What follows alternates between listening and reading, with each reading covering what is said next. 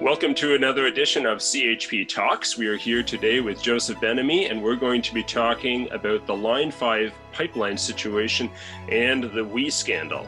So stay tuned. And Rod, why don't you give our guest a proper introduction? Well, it's a real pleasure to have Joseph Benamy with us today. Joseph is widely regarded as one of Canada's leading conservative activist voices.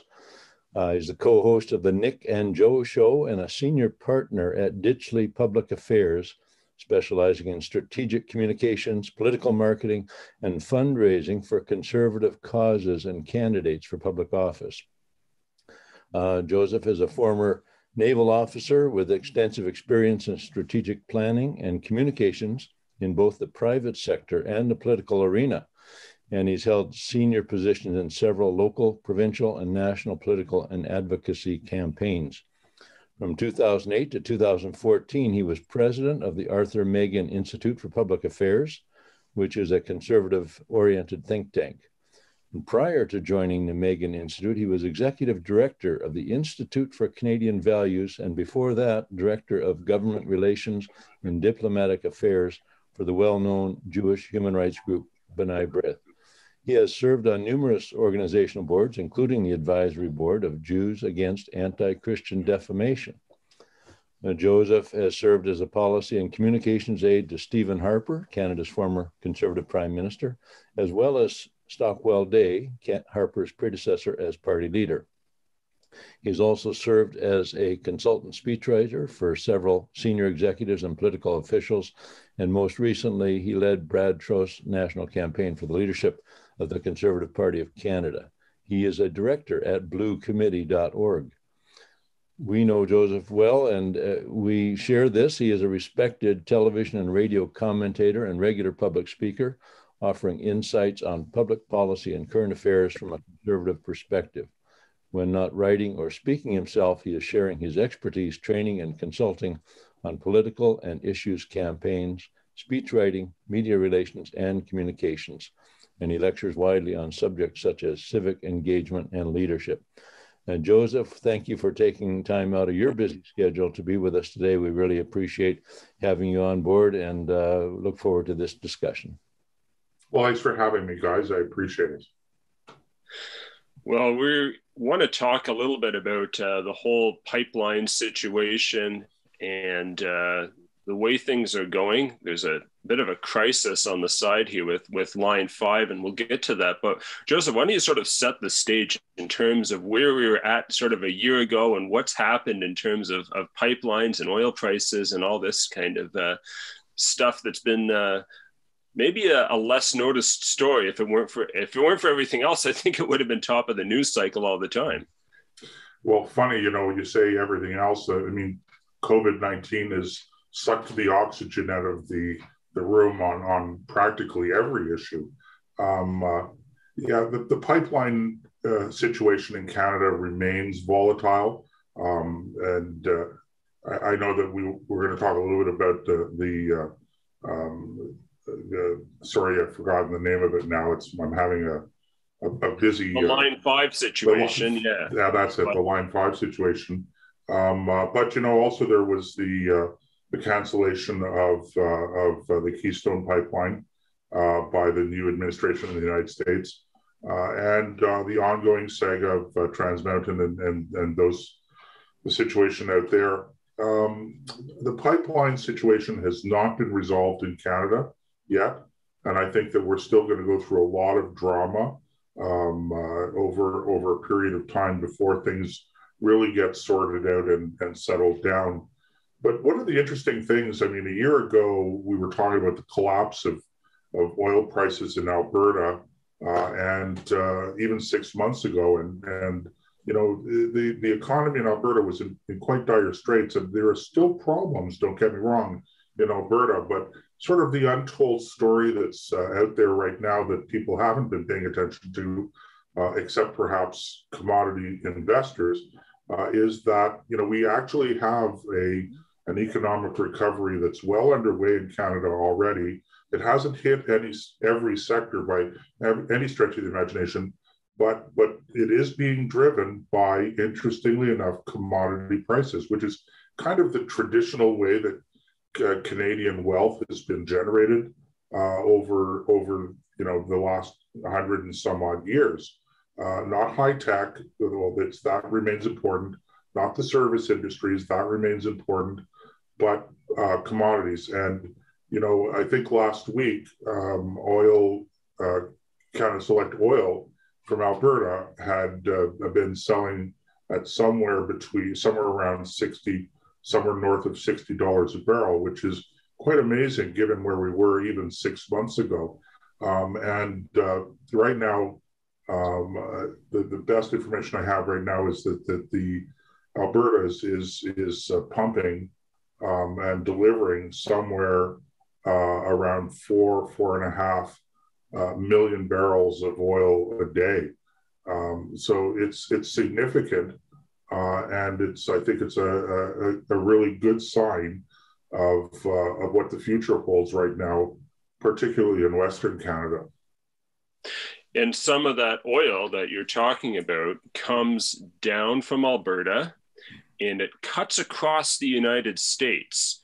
And it cuts through Michigan, and it comes all the way down into Sarnia, Ontario, where it's refined and distributed from there. And some of it actually even goes on to Montreal from there, where more Canadians are employed in these fields.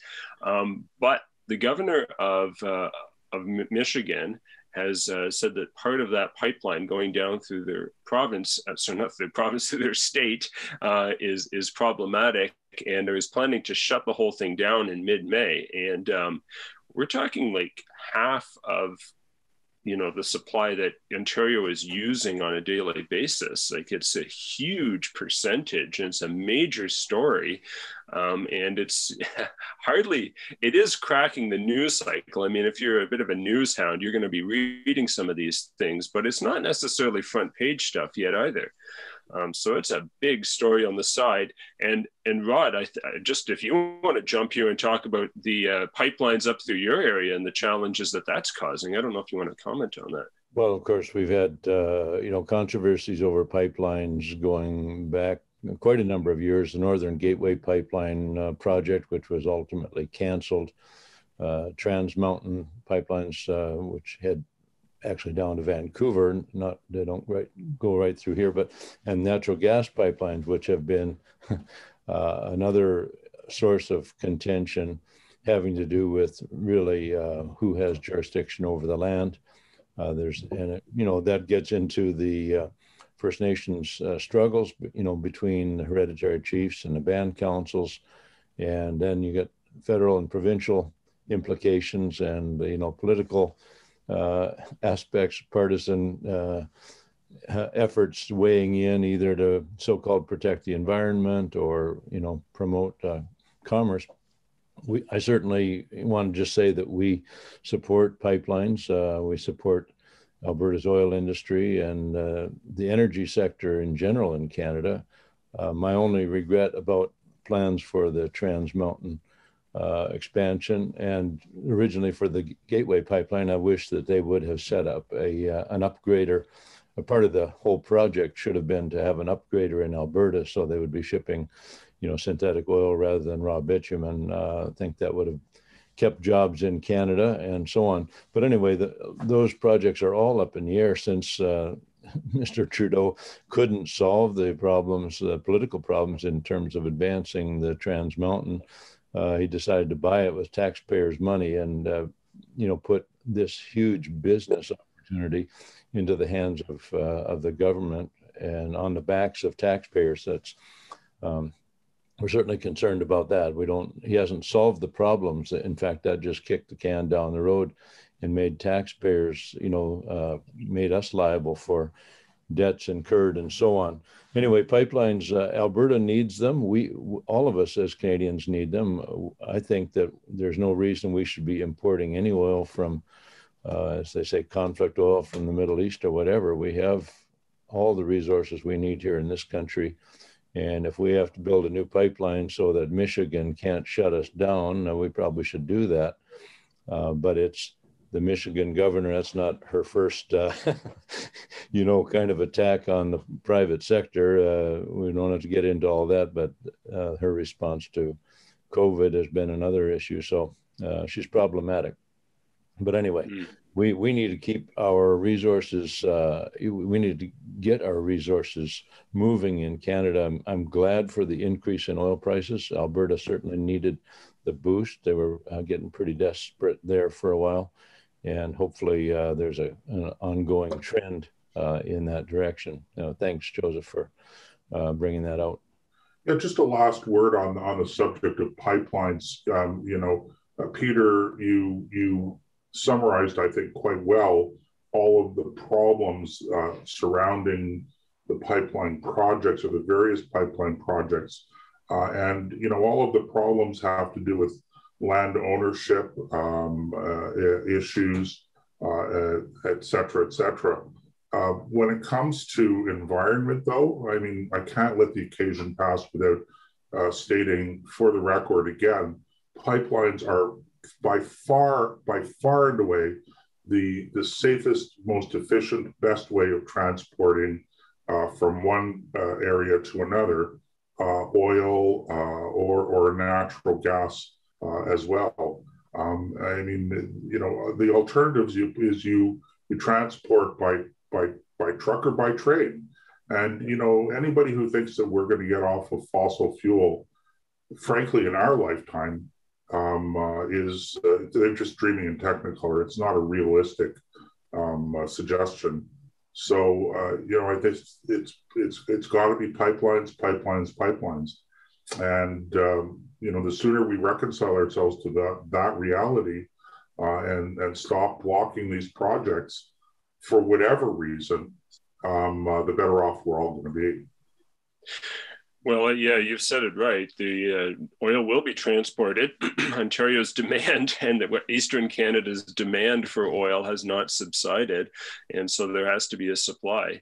And it will come either via a pipeline, if hopefully the dispute between the Michigan and Ontario or Canada and the US, even on the bigger scale, can be resolved, or it's going to be transported in by train. And when you think about trains and the challenges that they've faced in terms of derailments and things like that, some terrible tragedies have happened in terms of human life and in terms of environmental impacts when they've gone wrong.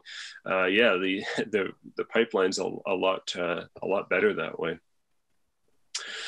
So moving on then from that, and thanks for your input and background around that. But the WE scandal, completely different subject, has been top of the news cycle.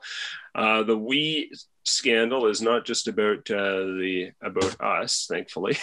It's about a charity called WE in capital letters, WE, and it had made some headlines last summer, and now again it's back in the news. So what we've got is Joseph, do you want to sort of take us back and sort of set the stage for us again? Well, the WE charity the leadership in the WE charity has very close ties, or has in the past anyway, had very close ties to senior members of the Liberal Party, Justin Trudeau in particular, Bill Morneau, former finance minister, and there was a scandal, as we all know, a year or so ago, or going into perhaps a little bit more than a year now, where we discovered these close relationships resulted in lots of money being funneled, government taxpayer money being funneled, directed towards the WE Foundation.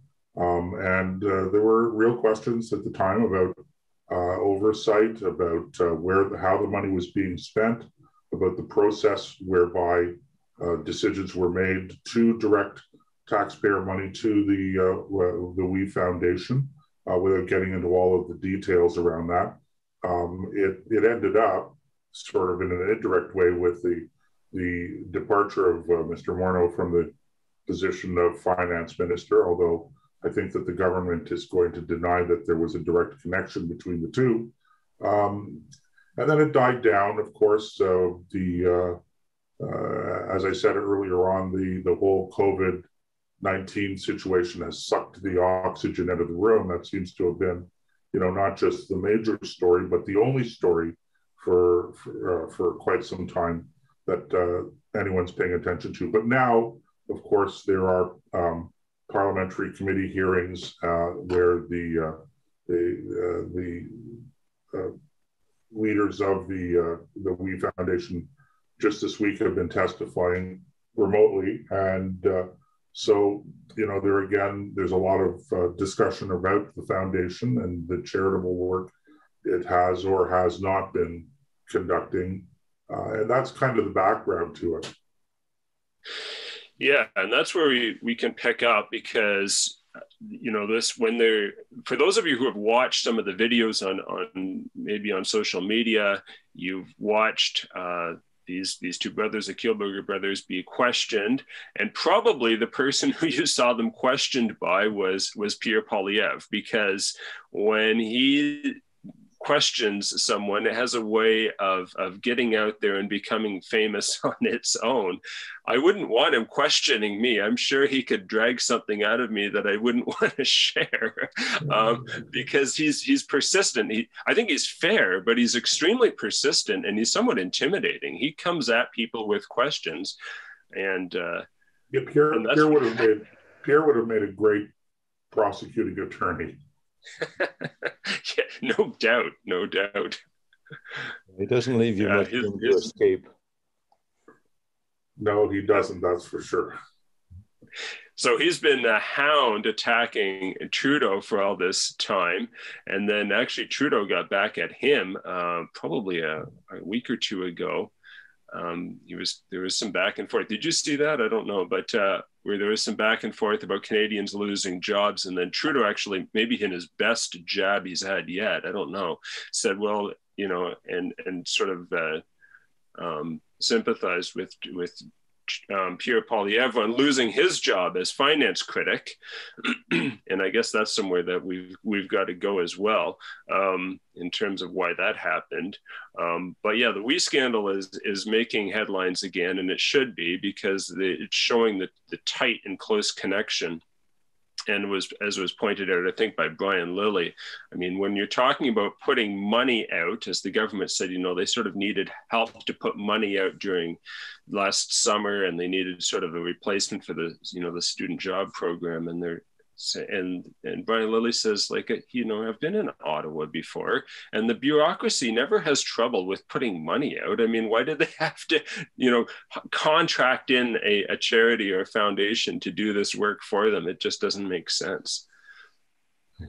So well, I think that it's from my point of view, I think that it's easy to concentrate on the relationship between the government, and in particular the Liberal government, and this charity. But I think the bigger story here, both with respect to WE and other charities, is, first of all, what exactly is this charity doing? I'm always very skeptical about these groups. Clearly I'm not opposed to charitable work, but I'm always worried about the kind of indoctrination, if you will, that is going on within these organizations of younger Canadians. I think that that the WE charity was in my view was probably close to the top of the list of the organizations and the type of work that I would be concerned about. It's not just this summer jobs program was not the first thing or the only thing that the WE charity has been involved in. So, they hold conferences, they do youth engagement, symposia, seminars, etc. And on the surface, it looks good, but I'm asking myself, what are the kinds of things that they're teaching? And as I like to say, again, indoctrinating people into. Maybe that's not a very pretty word to use, but there's a lot of that goes on. And I think that's part of the story that's not being looked at very carefully, that I think is important. And the second thing on a broader scale is really these are registered charities, and the reason that we give them charitable status isn't just because they're doing charitable work, but it's in order to give Canadians, taxpayers, an incentive to support them financially. So, here we are doing indirect subsidies in that manner. And then we're giving taxpayer money to them directly. And I think it's probably scandalous, too strong a word to use, but it's close to a scandal, in my judgment, how much taxpayer money goes to a wide range of charities. And again, lots of them doing very good work, but not all of them necessarily doing what I would normally think of as charitable work. A lot of them do educational work, public advocacy work, and you get into the situation where you have our taxpayers are actually paying charities to lobby the government for changes in policies that may not necessarily be in the interest of the taxpayers who are actually paying the bill for the lobbying work. So I think it's a terrible scandal, actually. I started off saying that maybe that was too strong a word to use, but then maybe it isn't. I'm a very big believer that taxpayer money should not be going. And I want to be careful not to paint all charities with the same brush, but certainly those charities that are not doing what I consider to be real charitable work, actual on the ground, helping people who need help. Instead what they're doing is they're basically, in the environmental industry is one of them, where they get millions, tens of millions of dollars of taxpayer subsidies in order to go back and to convince the government to do something that Canadians probably don't agree with. Yeah, well, it falls into line with the money that Mr. Trudeau is giving out to the media, various levels of media, including the CBC, but the other media that basically agree with him and are doing promotional work, advocacy work on behalf of Liberal policies. And again, taxpayers like us who disagree with that process, and we're paying for it, and that really hurts to have your own money used against you on political advocacy. Sure, I'm 100% with you on that one, Ron. Totally. Yes. Wow. That's a good point. That's an excellent place at which to just reflect, and then also switch over back to Pierre Poilievre and what happened to him. And it's kind of a fun topic in a way, except it's not really good what's happened to him, right? He sort of takes the spotlight, but then he gets demoted in effect. Yeah, well, I think that's exactly what happened. And, full disclosure, Pierre's a personal friend of mine. I've known him for years, way back from when he first arrived in Ottawa as a staffer, working for Stockdale Day, as a matter of fact. So that, and plus the fact that remain a card-carrying member of the federal Conservative Party. So, I have, as I say, full disclosure on both of those points. I think that the leadership of the party was becoming somewhat uncomfortable with Pierre and the oxygen that he was consuming in the media room, as it were, and they decided to sort of push him a little bit to the side. And I would be surprised. I don't have any inside information on this, but I'd be surprised if Pierre was not thinking at some point in time that he could probably be the leader of the party. I know that when the last leadership race, he sort of started and stopped and sputtered, and he's still a young man, and so I could see Pierre Poilievre being a future leader of the party, and maybe the leadership currently, Aaron O'Toole and his team, were feeling a little bit the heat that he was putting on them by not necessarily running an incipient leadership campaign, but certainly upstaging the leader, if you will. And I'm not sure how comfortable they were with that. So, they made the decision to move him out of that portfolio. course, Pierre Poilievre is a hard person to keep down. So, I mean, he's gonna carve out territory for himself, regardless of where he is. And I think I just think it's a mistake to try to keep him down. I think people like that who are stars, you nurture them, you promote them, and you give them important responsibilities on the team. Being the leader of a political party is just as much about team management as it is about, being a star in and of yourself. Yeah. And if you're not star quality, that's okay if you're a great political manager. I'm still waiting to make a decision as to where Aaron O'Toole fits on that spectrum. Well, I don't know if you read. Sorry. Yeah, the Conservative convention, virtual convention, begins tomorrow. Do you have any thoughts or predictions regarding that? What do you expect to come out of that? I expect very little to come out of it. I think the Conservative Party right now would rather not make a lot of waves on anything. There's been a lot of controversy, a lot of talk about social conservatives versus other conservatives and the ongoing conflict there. And certainly the media has wanted to, I think, play that up a little bit.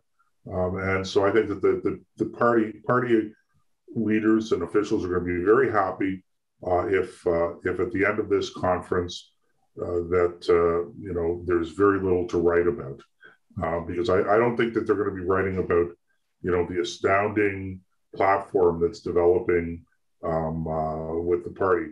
Not to say that they can't develop one, but I just don't see that happening right now. So yeah, I think that's my prediction. My prediction is you probably won't see a lot of anything coming out of this particular conference.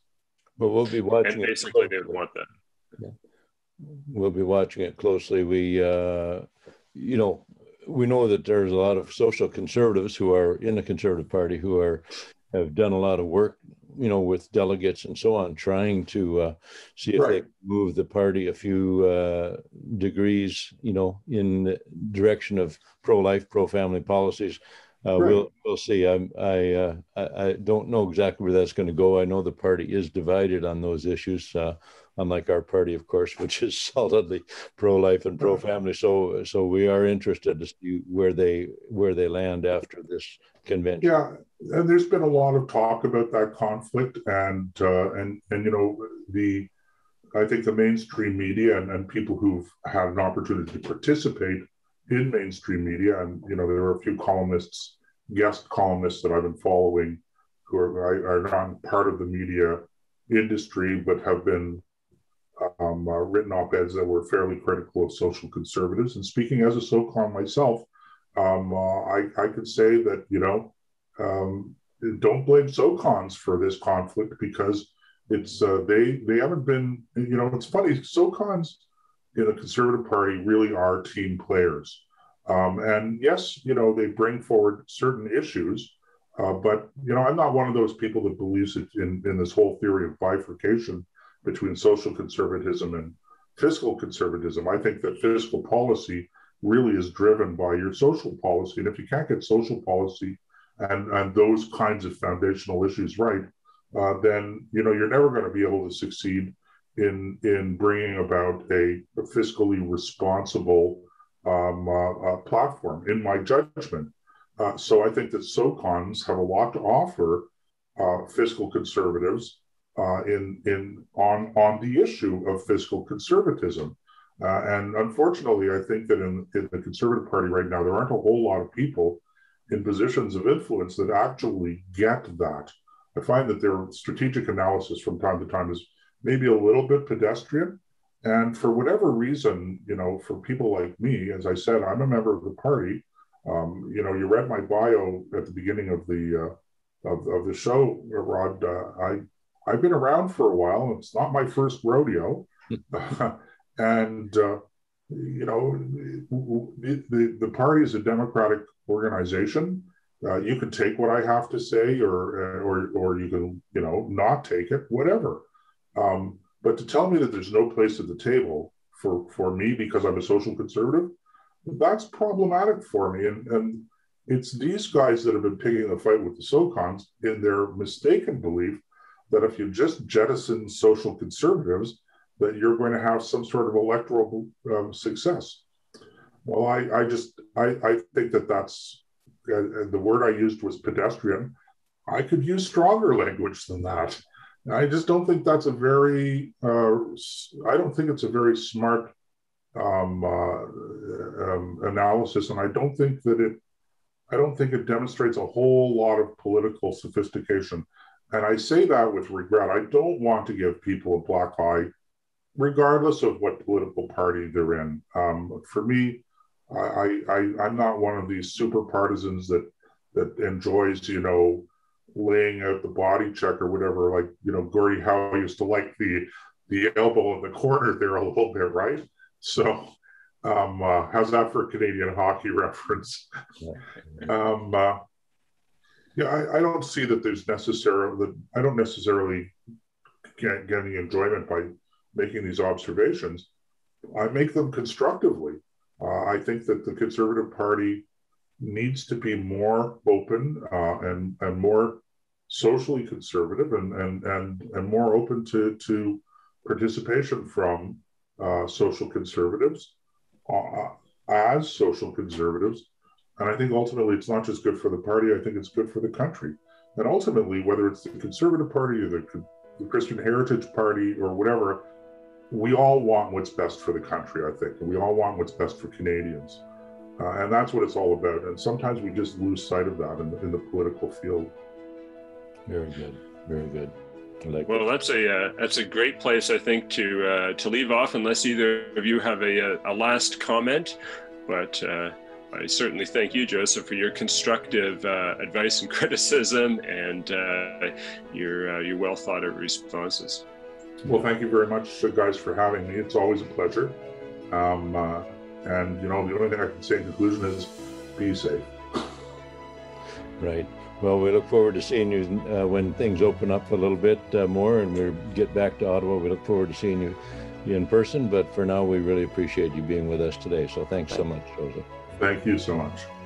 And thank you all for listening. And we hope that you'll join us again next week for another edition of CHP Talks.